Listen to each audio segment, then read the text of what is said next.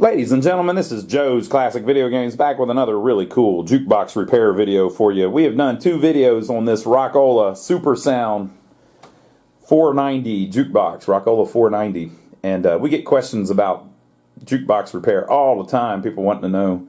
And we're not really experts on it or anything, but we fiddle around with them a little bit and usually get them going. So this one we did a video on the power supply that we were having problems with.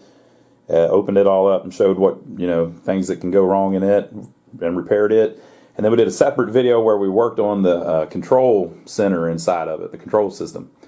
And we were able to get it up and playing, but it's got a problem where the mechanism needs a little bit of adjustment. So I figured I'd film a little video showing how to do that. So we've got it, we're going to open it up here in a minute, and then we'll try to play a record, and I'll show you what the problem is with this specific one. Okay, so on this control unit, we've set ours on free play. So the way we did that was, if you hit advance, each time you hit it, this light will move. And whenever it is over one of these rows, that tells you what that button does, depending on where the light is. So if you move the light over to here, where this is lit, if you press that button, it turns free play on. So whenever you do that, it'll go back over to normal operation. And if your battery is working inside of it, you're now on free play. So if you do have it on free play, this is upside down, but it'll say that you have 99 credits.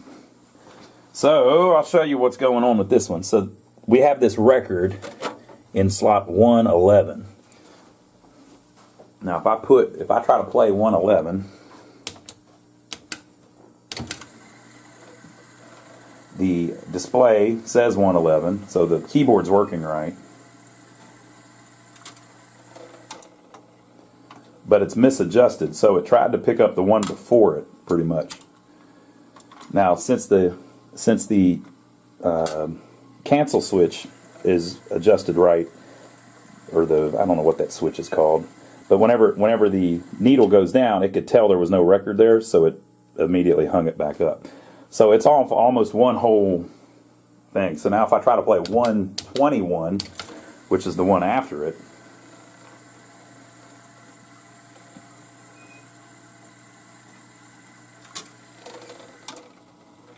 it'll grab it and play it.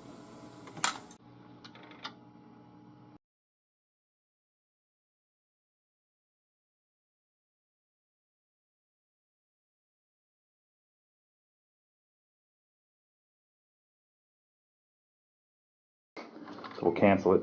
So and see, it hung it back up in 111 spot. So basically the basket, it's not sensing exactly where it is. We need to adjust that to get it right. So I'll show you how to go about doing that. Okay, so if you can find this is actually online. The Rock Ola Service Manual, Mechanism and Amplifier Adjustments for Models 490, 490-1, and 490-2. I was saying in the other videos that the schematics are a little different for the different versions because they use different displays, different keyboards. There's a bunch of just little minor differences, enough to make it where the schematics are different depending on which model you got.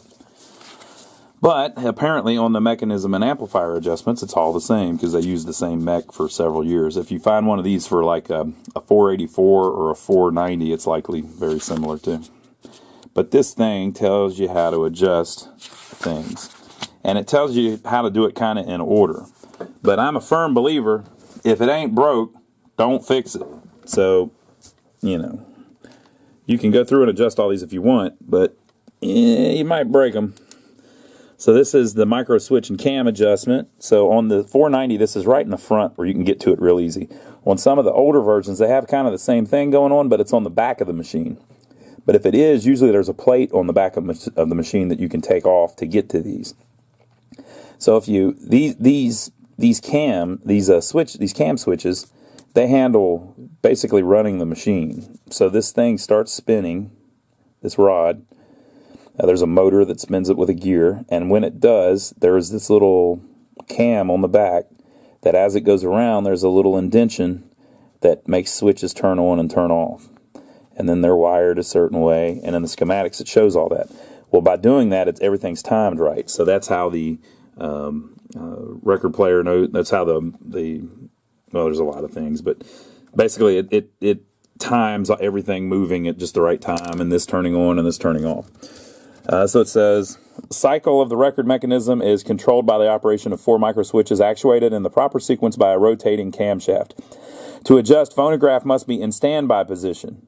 So the gripper arm is over the record magazine, and the server scan switch moved to off. So the scan switch, you can have an operate, off, or scan. And the gripper arm is either down, where it's got the record on the turntable, or it's picked the record up and hung it back up. So it has to be all the way hung up over the basket. So when it's like that, it says, rotate the knurled end of the gripper motor shaft clockwise until a jam occurs. So there is a motor on that moves all of that hangs down under the mechanism that you can get to from the front. And on the bottom of that, there is a little knob, and if you turn that, you can turn it all the way one way, and it won't turn anymore. It's because you're basically, I'm doing it backwards. You're basically, the gripper arm is like this, and you're basically pushing it down as far as it'll go as you turn that little knob. So rotate the knurled end of the gripper motor shaft clockwise until a jam occurs. At this point, the number 1 switch roller must be in the cam groove and in contact with the back drop-off. So they're not saying, see how they've drawn that? They've drawn that exactly how it needs to be. You don't want it down in the bottom, and you don't want it on this side. You want it touching this side.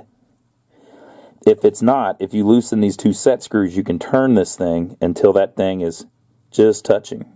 But you don't do it whenever the gripper arm is wherever. It has to be just like they said. You have to turn that motor until it jams, and then you can turn this. If you turn it till it jams and you look on the back and it's nothing like this, it's way over here, you're probably in the wrong spot. If you have a problem, it'll just be slightly off. This will be over here, or it'll be right down perfect in the bottom. So they're saying to turn it so that it is just touching this. The number 1 switch roller must be in the cam groove and in contact with the back drop-off. If the roller is cammed out, loosen the 2 cam set screws and rotate the cam until the proper position is obtained. So that's the first adjustment. All right, so once you do that, the magazine band adjustment.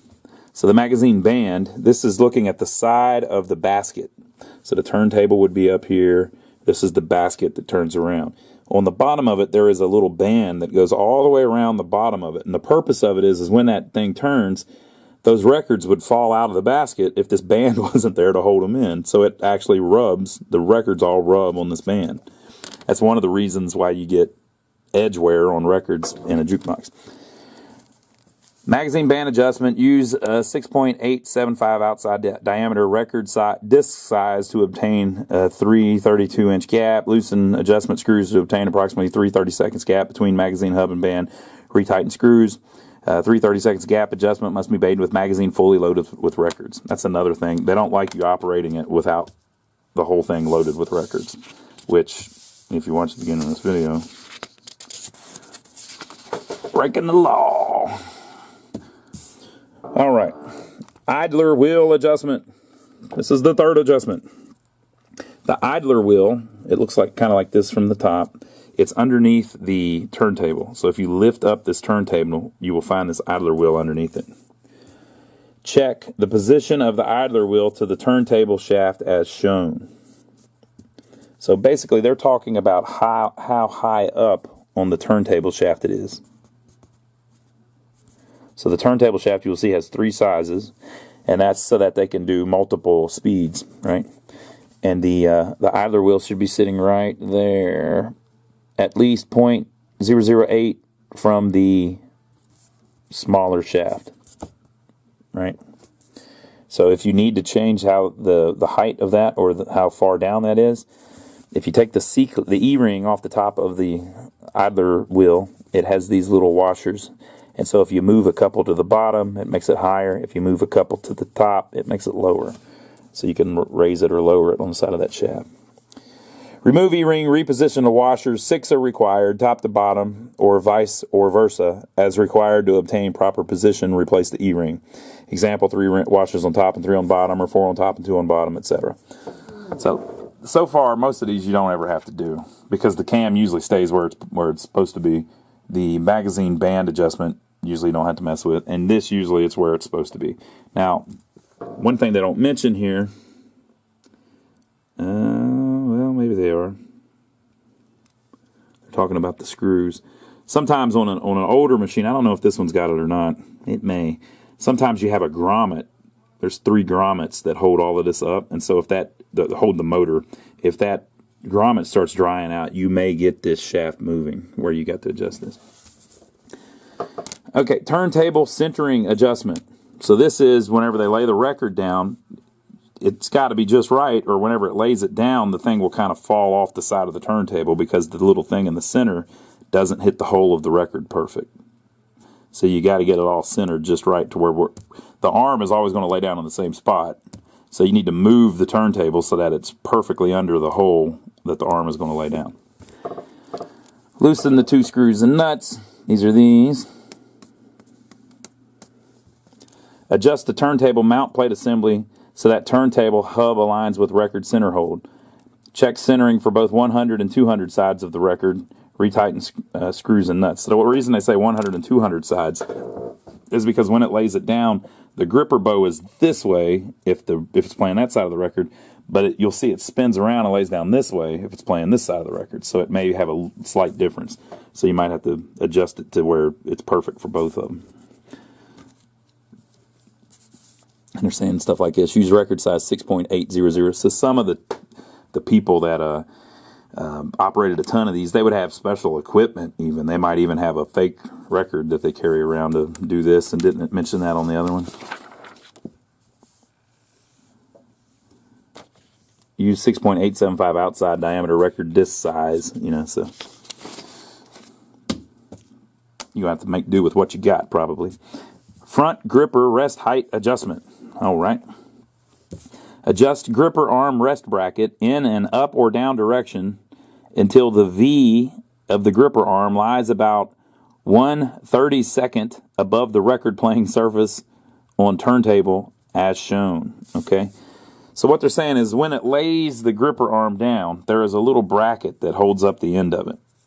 And they're saying to just bend the damn thing just slightly until you get the very center of the gripper arm as the record's playing being 1/32 of an inch above the surface of the record. So you're basically trying to center it and maybe be a little bit higher than the record. And that's the perfect place for it to grab it and pick it up. Right? So basically the reason they want it a little bit high, I guess, is so that whenever you grab it, it picks the record off the table just barely, and so that you're starting to go the right direction.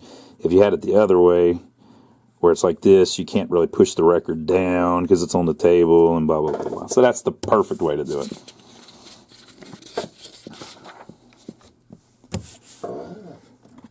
Record guide alignment. Now, this may be R1. Is this R1? This may be R1. Or maybe not. Magazine wires. So this is the carriage.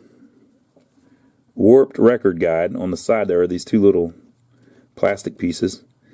Guide bracket. That's what holds them. The inner gripper V. So that's the shaft that comes in and out of the gripper arm.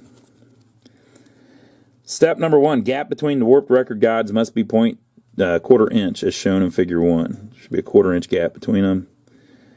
Inner gripper V must be in center of the 1/4 inch gap dimensions. So that should be centered. So basically you're moving these plates.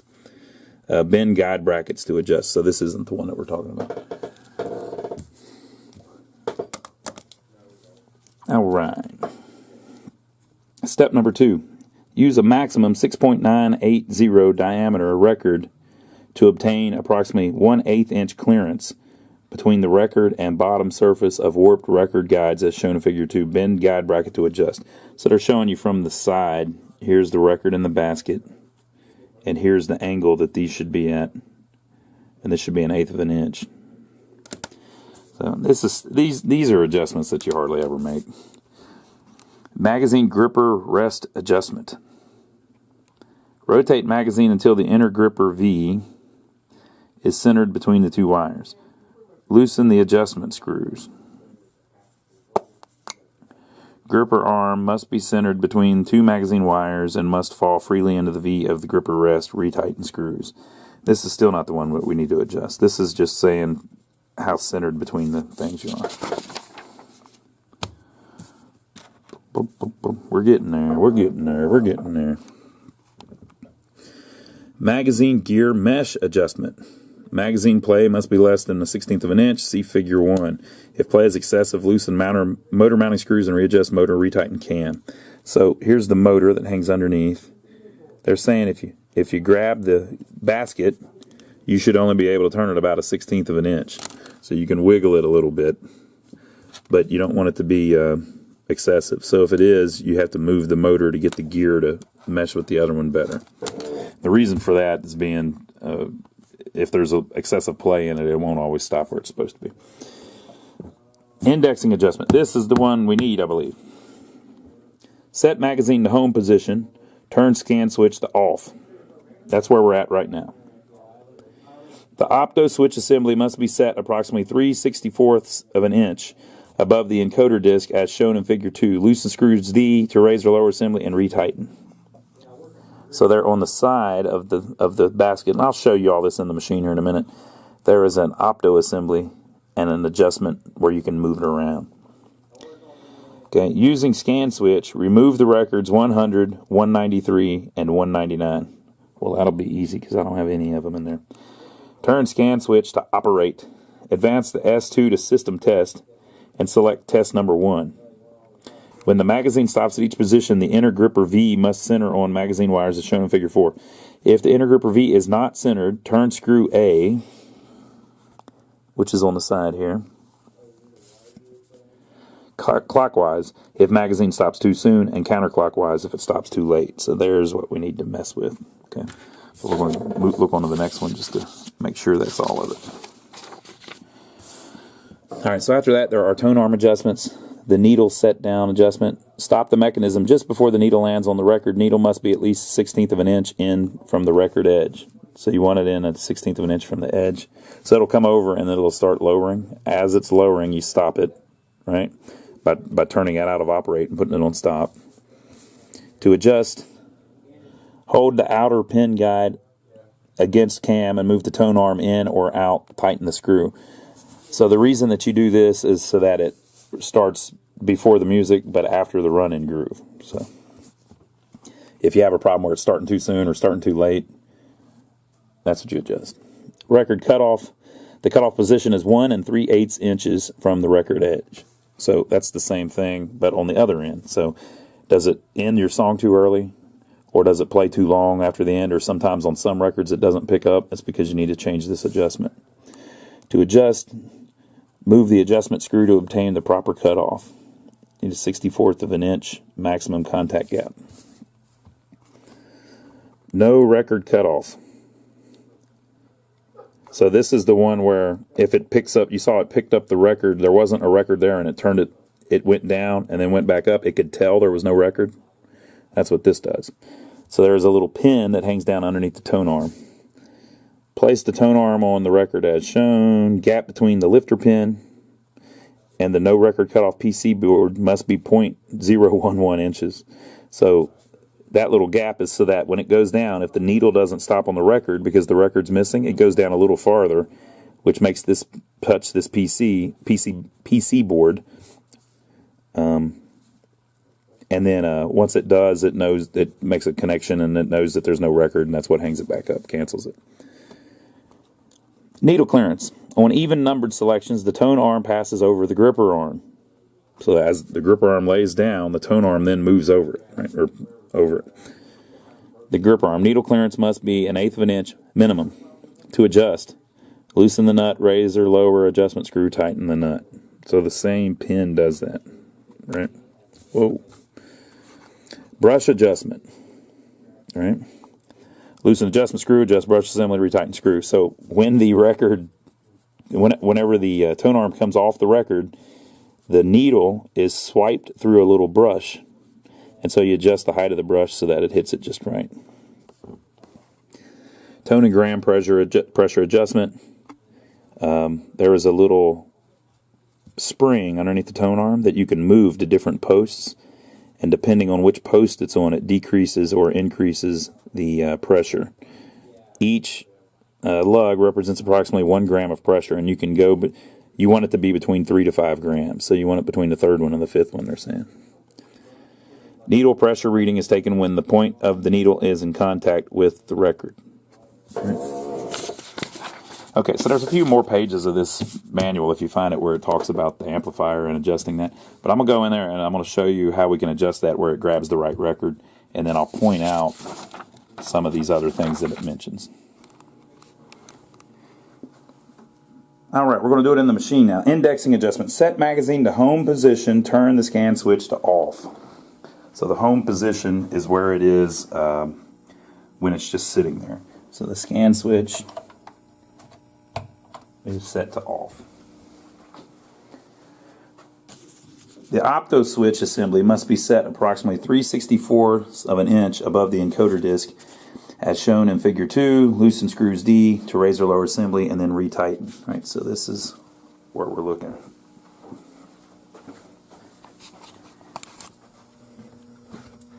That's the assembly they're talking about. That's the opto switch that they're talking about. And then you see the 2 screws on the back where you can raise or lower it. So let me shine a light in there and see if we look right. Now it is reading it, which is what basically that does. So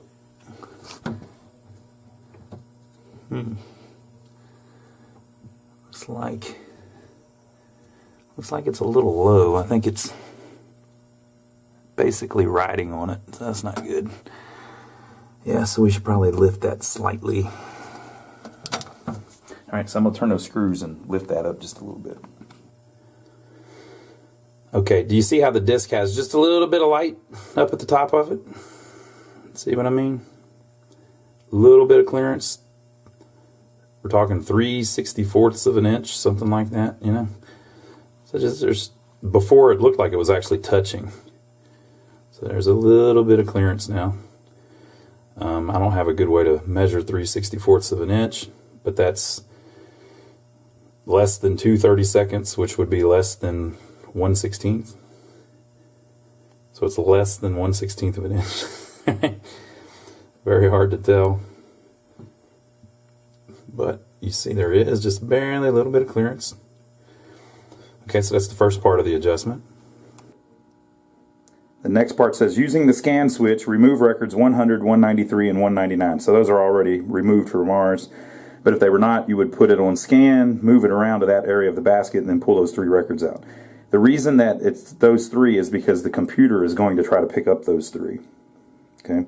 If the record is in the basket, it kind of gets in the way whenever you're trying to adjust the arm, because we're going to be trying to move the arm around, you know. And then you turn the scan switch to operate, right? And then it says advance S2 to system test and select test number 1. Okay, so we're going to put it on operate. So it's back in production.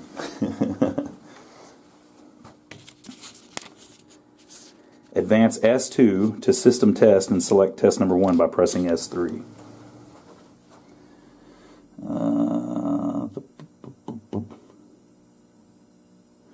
Okay, so we hit advance. Whoa. Kind of hard to tell which ones are lit up.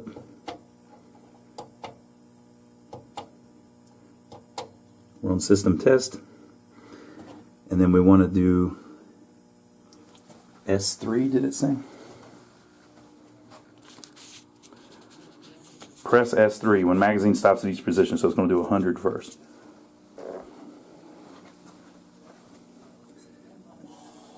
One, two, I think this is S3. Nope.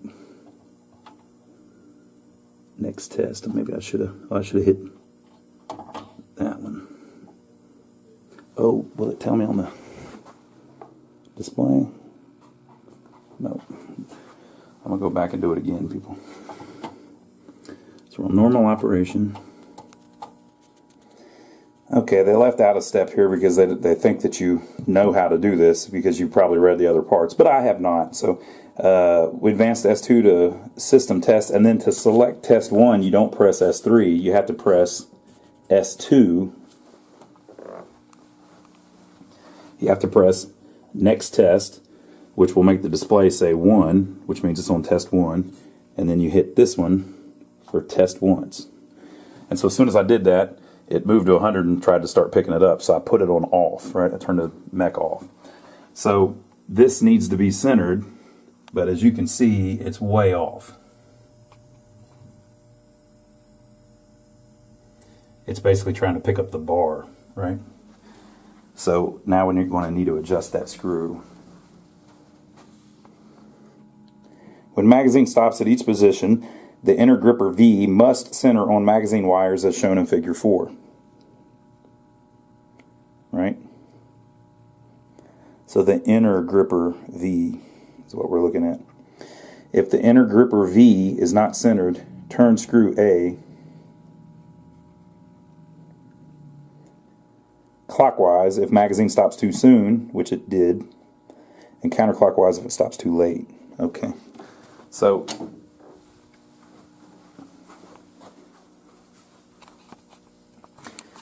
wish I could show you the inner V. That is the inner V.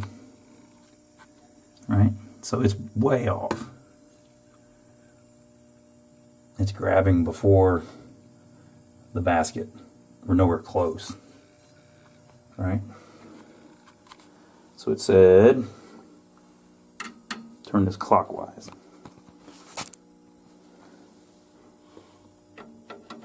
I have seen these before where that's not the problem.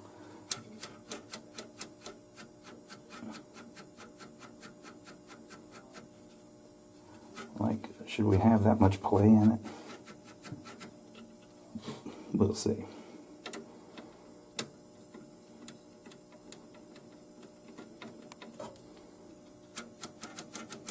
Yes, I'm not so sure about that play like that.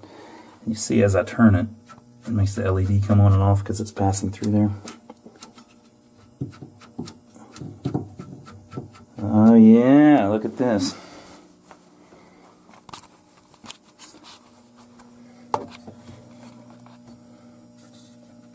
See the shaft here? It's loose on this shaft.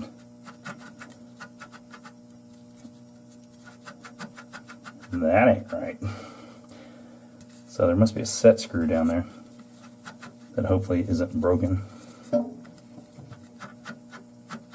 Yeah, I can feel a set screw. Alright, let me look at that.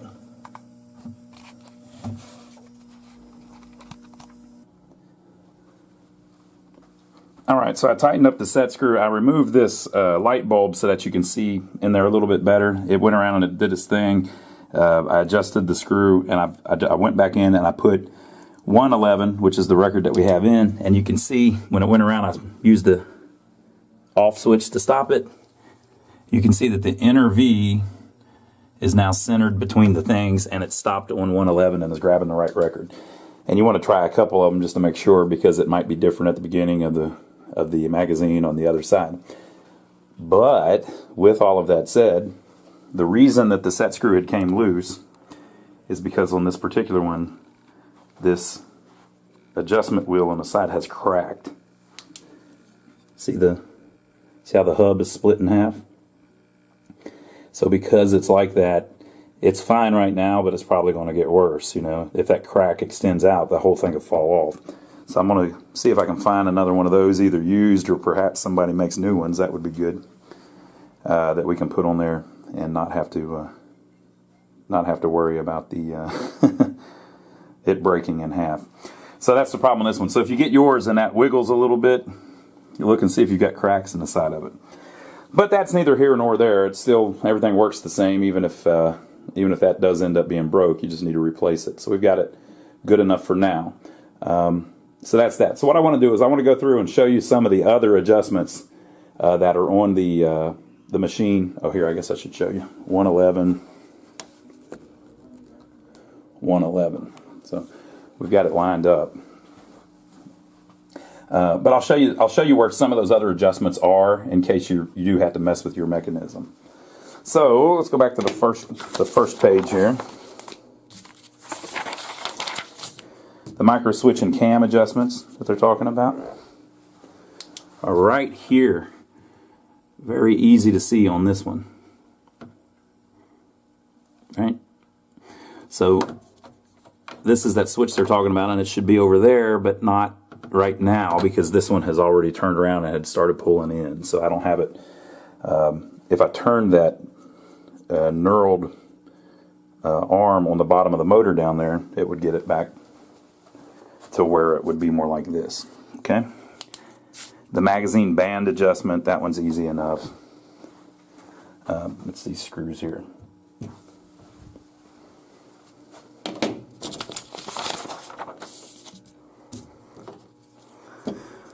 Idler wheel adjustment. This one's a little harder to see.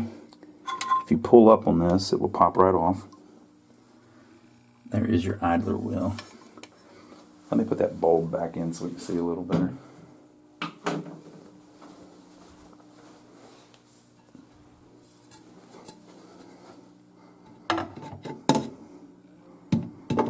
So it's just like a lot of things. You know, these things came with a manual.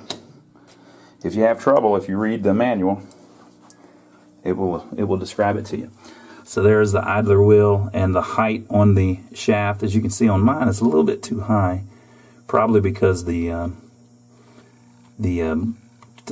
motor has dropped a little bit. The reason it would have dropped a little bit is because there are 3 rubber washers right here, grommets that hold the motor underneath. If those start drying out, it'll do that. So the shaft has lowered a little bit, which has made it where the idler wheel sits relatively higher on it.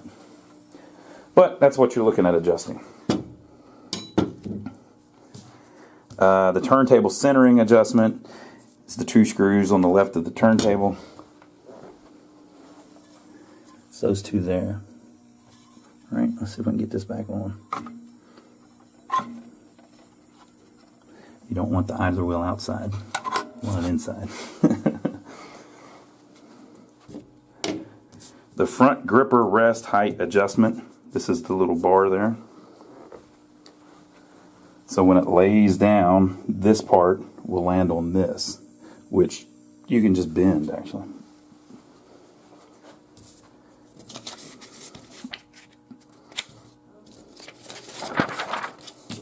The record guide alignment, all of this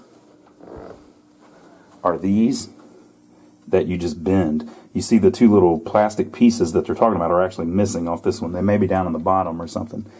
But there are supposed to be 2 little plastic pieces that clip on here. It's just so if the record's warped, it doesn't hit the metal. It hits that little plastic piece and kind of guides it where it's supposed to go. The magazine gripper rest adjustment. They're talking about this, where it hits there. If you look on this side, there are 2 screws here that allow you to move that around so that grabs just right.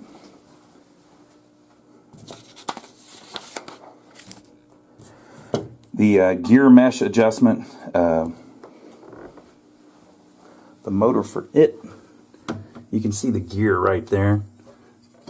See how this has just very little play? So that's meshed up good, but if it wasn't, you would need to loosen the 3 bolts holding that in to get it tighter. The indexing adjustment we did ourselves.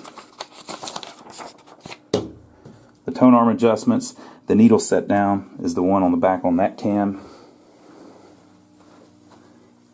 So what's this one? So that will adjust how far onto the record it is when it sits down. The record cutoff is the switch on the back. So as it goes around, right, eventually it will hit this little leaf switch here. So that's what they're talking about there. The no record cutoff is the pin underneath the tone arm, which is that there. And then the gram adjustment looks like that. you can move that spring to adjust the pressure on the head of the needle. Alright, so that's that. Okay, so I'll put it back down, and then you see I've got it in 111. We'll try playing 111 just to make sure that it is grabbing the right one, and hopefully that'll help you adjust your mech if you need to adjust it. Okay, folks, this is the actual part that I need new. If you look in the schematics, the one that's on there is called 52172. This one says -1, jukebox encoder optic adjustment disc, gray. So this hub is what's cracked in half on ours. And it says down here, the gentleman claims updated reinforced hub. That's what we need. So we'll get one of those on the way.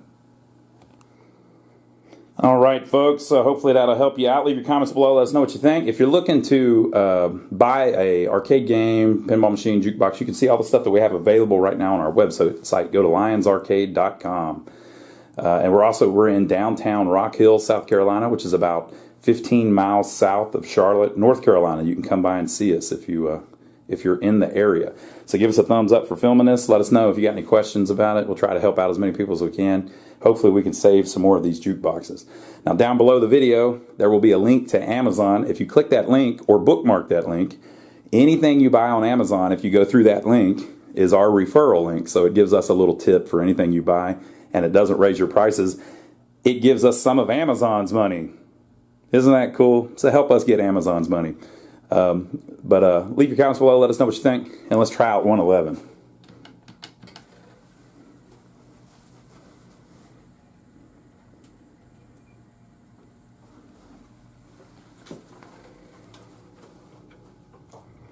Says it's got it.